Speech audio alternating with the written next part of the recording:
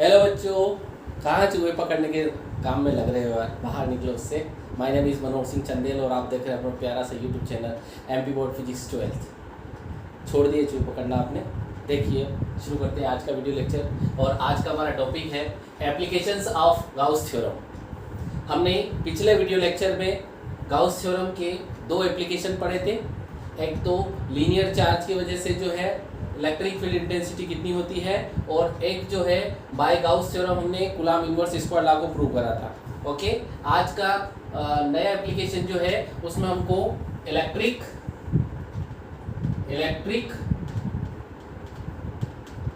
Field intensity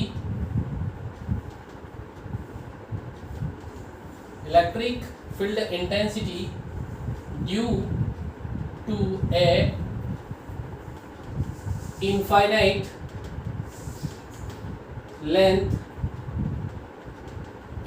length plane charge sheet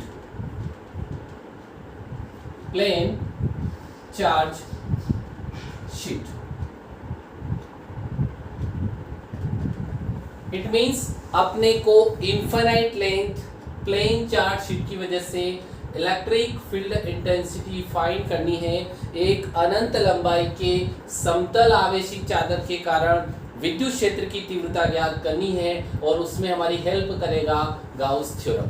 okay,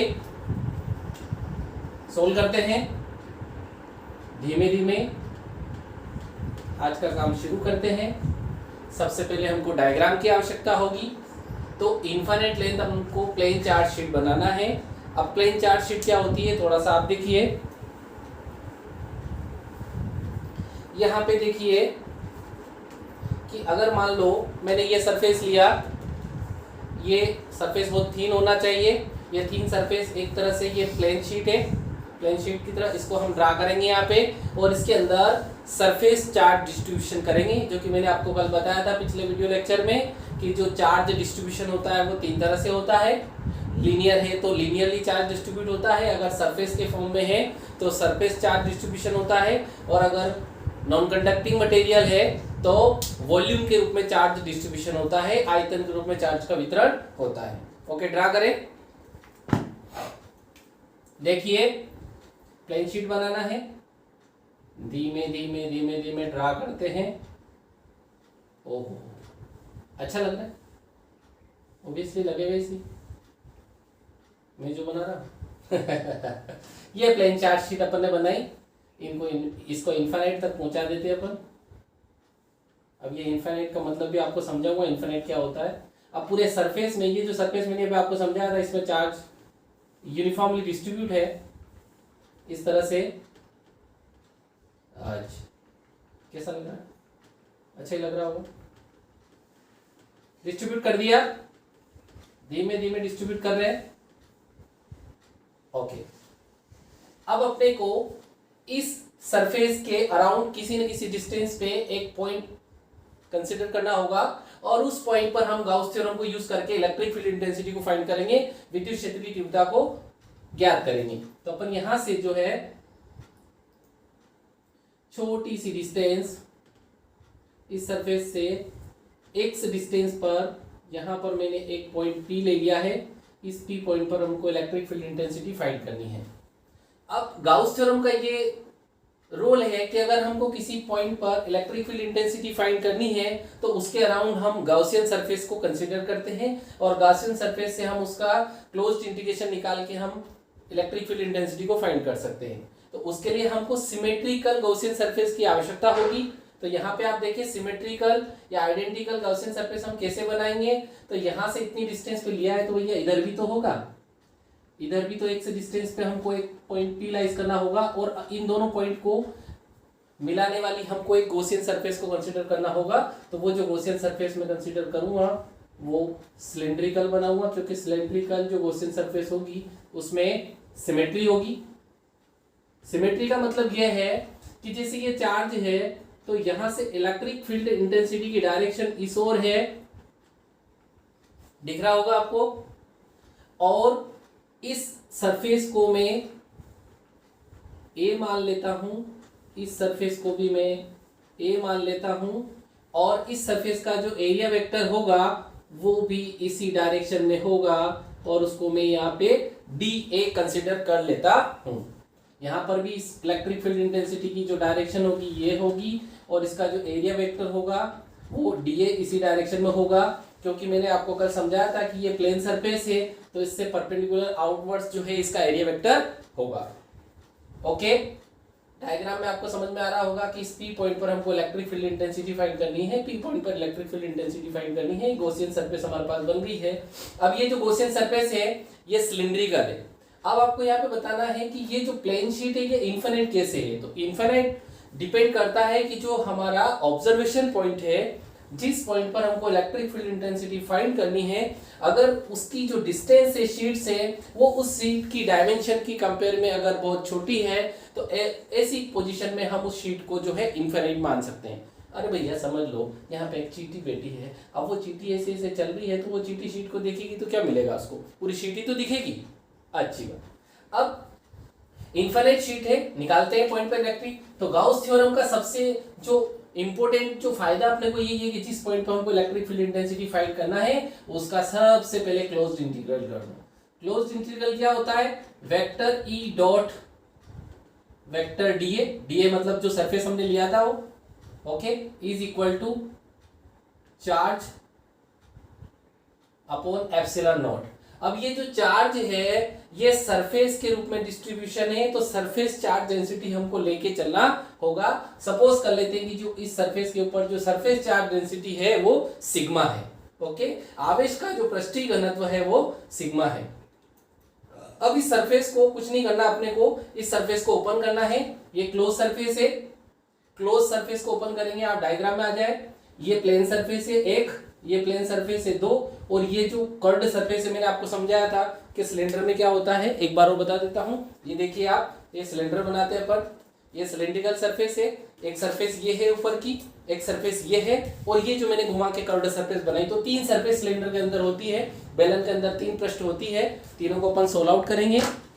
सबसे पहले इसको मैं फर्स्ट दे देता हूं, इसको सेकंड दे देता हूं, और ये जो कर्व्ड सरफेस है इसको मैं थर्ड दे देता हूं।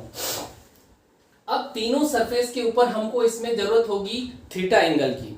ओके, अब थीटा एंगल कैसे निकालेंगे, तो थीटा एंगल निकालने के लिए आप देखें यहाँ पे जो है थीटा दोनों के बीच में 0 डिग्री है, क्योंकि इलेक्ट्रिक फील्ड इंटेंसिटी और जो एरिया वेक्टर है दोनों के बीच का एंगल 0 डिग्री है, पैरेलल है दोनों। यहाँ पे भी 0 डिग्री है, लेकिन ये जो कर्व्ड सरफेस है यहाँ पर इसका एरिया वेक्टर आउटवर्ड से बाहर की ओर होगा, और जो इलेक्ट्रिक फील्ड इंटेंसिटी की डायरेक्शन होगी वो इस ओर होगी। तो इस तरह से इस सरफेस में जो थीटा होगा वो 90 डिग्री होगा। आई होप आपको ये क्लियर हो रहा होगा 90 डिग्री। अब इसको ओपन करते हैं, तो ये हो जाएगा इंटीग्रेशन, इसको मैं फर्स्ट दे देता हूं, first EDA cos theta 1 plus second EDA cos theta 2 plus third EDA cos theta 3 is equal to Q upon epsilon naught. Okay, अब इसको यहाँ पे थीटा 1 थीटा 2 थीटा 3 की वैल्यू को पुट करते हैं। देखो थीटा 1 0 डिग्री है, थीटा 2 0 डिग्री है, थीटा 3 90 डिग्री है, तो कोस 90 की वजह से तो सारी वैल्यू ये जो थीटा 3 है, ओके, ये 90 की वजह से ये 0 हो जाएगा, और हमारे पास केवल दो सरफेस बचेगी। तो दो सरफेस हमारे पास बचेगी, फर्स्ट बचेगी EDA कोस 0 डिग्री, सेकंड बचेगी EDA कोस 0 डिग्री, और ये पोर्शन 0 हो जाएगा, और ये बचेगा Q बटे एप्सिलॉन नॉट। अब आप यहाँ पे देखिए इलेक्ट्रिक फील्ड इंटेंसिटी E बाहर आ जाएगी, DA का हम जो टोटल एरिया हमने जो कंसीडर करा था A है, तो ये A हो जाएगा, कोस 0 1 होता है। सिमिलरली यहाँ पे भी ये होगा बराबर Q बाय एप्सिलॉन नॉट। ये कितना हो गया, 2E into A is equal to Q upon epsilon naught. इसको दे देते हैं इक्वेशन नंबर फर्स्ट। ओके, अब ये जो Q है, ये Q क्या है, but sigma is equal to होता है Q अपॉन A, यानी कि जो सरफेस चार्ज डेंसिटी होती है वो surface charge density charge divided by area होती है।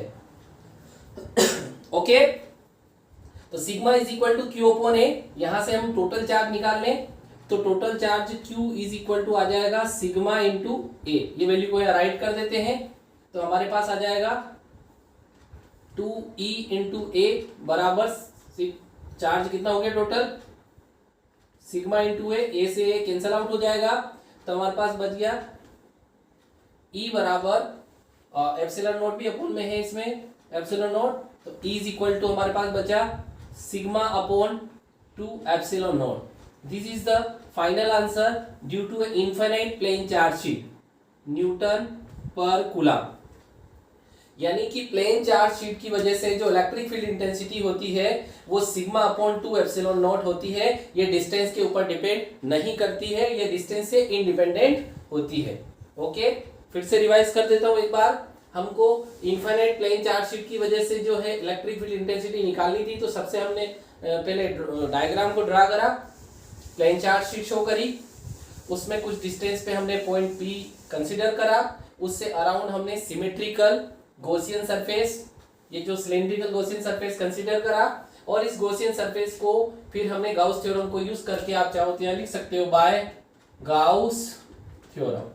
गाउस थ्योरम से हमने क्या करा है, इसका क्लोज्ड इंटीग्रल करा, क्यू बाय एप्सिलॉन नॉट हुआ, ओपन करा तीन सरफेस में अलग अलग θ1 θ2 θ3 तीनों की वैल्यू को पुट अप करा, एक वैल्यू 0 हो गई, दो वैल्यू बची, दोनों को प्लस कर दिया, और उसके बाद हमने चार्ज डिस्ट्रीब्यूशन की वजह से जो सरफेस से चार्ज डिस्ट्रीब्यूशन हो रहा था तो उसको सरफेस चार्ज डेंसिटी के रूप में हमने यहाँ लिख दिया। मैं यहाँ लिख देता हूं where sigma is equal to surface charge density, charge density. Okay तो इस तरह से आपको पूरा जो डेरिवेशन है आई होप आपको पूरा अच्छे से समझ में आया होगा। ओके इसको राइट करें वीडियो को पोस्ट करके, और इसका जो सेकंड एप्लीकेशन है कि अगर हमारे पास एक प्लेन शीट की बजाय दो पैरेलल प्लेन शीट हो जाए तो इलेक्ट्रिक फील्ड इंटेंसिटी क्या होगी उसको डिस्कस करते हैं। ओके कंटिन्यू करें सेकंड एप्लीकेशन। सेकंड एप्लीकेशन को मैंने राइट करा है electric field intensity due to a two parallel plane charge sheet. अगर हमारे पास दो पैरेलल प्लेन चार्ज शीट हो तो उसकी वजह से भी इलेक्ट्रिक फील्ड इंटेंसिटी किसी गिवन पॉइंट के ऊपर हमको फाइंड आउट करनी होती है, जो कि मैं डायग्राम में शो करूंगा, तो वो कैसे निकालेंगे देखिए। अब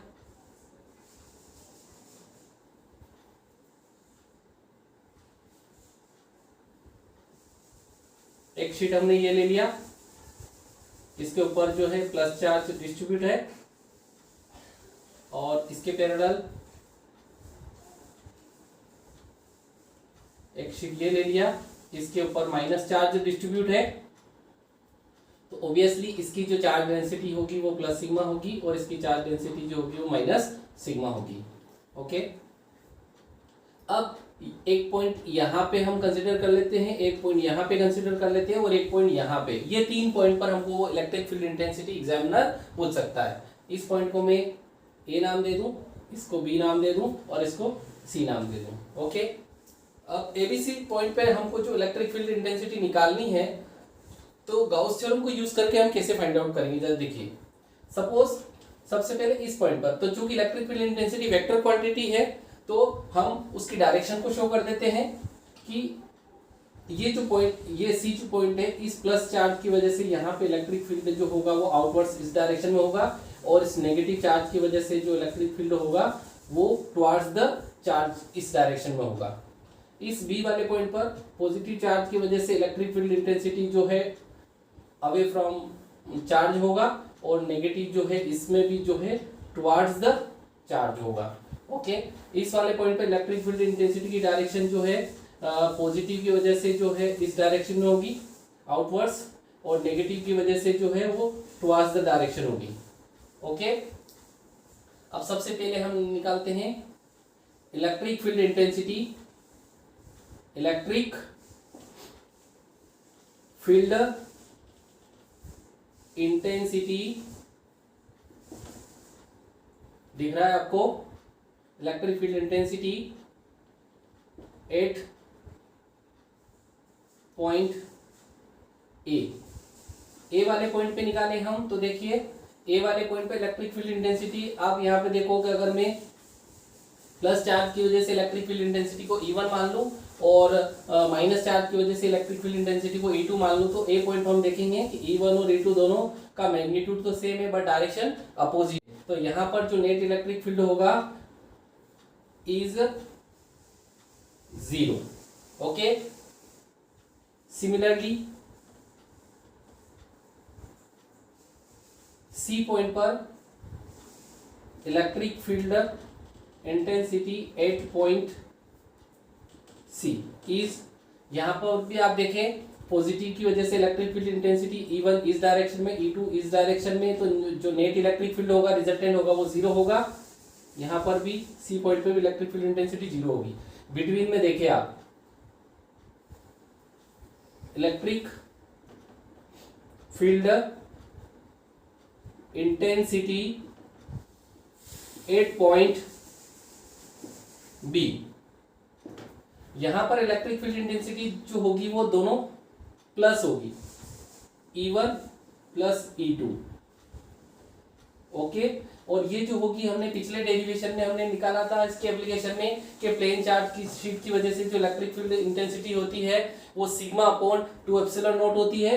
तो ये E1 का मान sigma upon 2 epsilon not plus sigma upon 2 epsilon not. तो जो ओवरऑल जो रिजल्टेंट इलेक्ट्रिक फील्ड इंटेंसिटी होगी यहाँ पॉइंट बी पर वो E बराबर 2 सिग्मा अपॉन 2 एप्सिलॉन नॉट होगी। 2 से 2 कैंसिल आउट हो जाएगा, तो हमारे पास फार्मूला आ जाएगा vector E is equal to sigma upon epsilon not.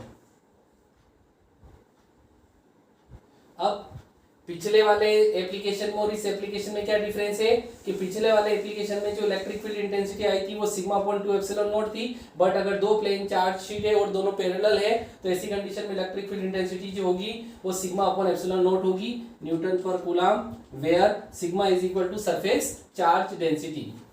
यहाँ पर राइट कर देता हूं मैं, where sigma is equal to surface charge density. Okay, I hope आपको आज का जो वीडियो लेक्चर है वो पसंद आया होगा। अगर आपको अच्छा लगा है तो प्लीज इसको लाइक करें और ज्यादा से ज्यादा इसको शेयर करें, क्योंकि ये जो बच्चे कुछ गलतफहमी में हैं कि एग्जाम कैंसिल हो गई है अब क्या करना, तो थोड़ा सा वो अपने करियर के प्रति सजग नहीं है, तो मैं उनसे रिक्वेस्ट करूंगा कि एग्जाम कैंसिल हुई लेकिन आपका करियर कैंसिल नहीं हुआ है। अगर आपको अपना करियर बनाना है तो आपको पढ़ाई तो करनी होगी, तो आप अपना जो पढ़ाई पे जो फोकस है वो कंटिन्यू रखें और भविष्य में आप उसका ज़्यादा से ज़्यादा फायदा उठा सकते हैं, यूज़ कर सकते हैं। Okay, thank you for watching, मिलते हैं अगले वीडियो लेक्चर के साथ।